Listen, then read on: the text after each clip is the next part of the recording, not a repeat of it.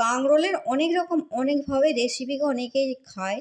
আমি ভাজা খেয়েছি, কাঁকরোলের বড়াটা আমি খাইনি। দেখতে গেলে দেখতে হবে, শিখতে হবে। আজকে মোটামুটি দেখে শিখেছি কাঁকরোলের বড়াটা বানাবো। এগুলো ছোট কাঁকরোল কতখানা করে নেব। বড় কাঁকরোলগুলো মধ্যিখান দিয়ে একটা কাঁকরোল তিন টুকরো করব। ধুয়ে পরিষ্কার করে জল দিয়ে সেদ্ধ করে নেব। হয়ে গেলে ঠান্ডা করে বীজগুলো বের করে নেব। বীজ, লঙ্কা, কাঁচা লঙ্কা, কালো সর্ষে, সাদা সর্ষে অল্প অল্প দিয়ে বেটে নেব। একটু জল দিয়েছিলাম, আমি একটু নারকেল কুড়ো দিয়ে দেবো। ভালো করে মাখিয়ে নেবো মশলার সঙ্গে। কাঁকরোলগুলো পুর বের করে রেখেছিলাম, ওর মধ্যে মশলাগুলো ভরে দেবো। এটা ব্যাটার করে নেব। বেসনে চালের গুঁড়ি, বেসন, লঙ্কা গুঁড়ি, হলুদ গুঁড়ো, জিরে গুঁড়ো, অল্প নুন, জল দিয়ে ব্যাটার বানিয়ে নেবো। থকথকে ব্যাটার। এবারে সাদা তেলে ভেজে নেব। এগুলো সবকিছুই কিন্তু রান্না করাই আছে, বেশি সময় লাগবে না। বন্ধুদের একটা কথা বলি, বাড়িতে অনেক ফ্যামিলি আছে, কম কাঁকরোল আছে, সবাই খেতে ভালোবাসে। কাঁকরোল গুলোকে এভাবে মধ্যিখান থেকে কাঁচা করে কেটে নেবে, একটু মোটা করে। এখানে একটু বীজ রেখে বের করে নেবটা দিলে তাহলে আর পড়বে না। এখানে আমরা কি শিখলাম? সবাই মিলে আমরা খেতে পারবো পরিবারে। এরকম জিনিস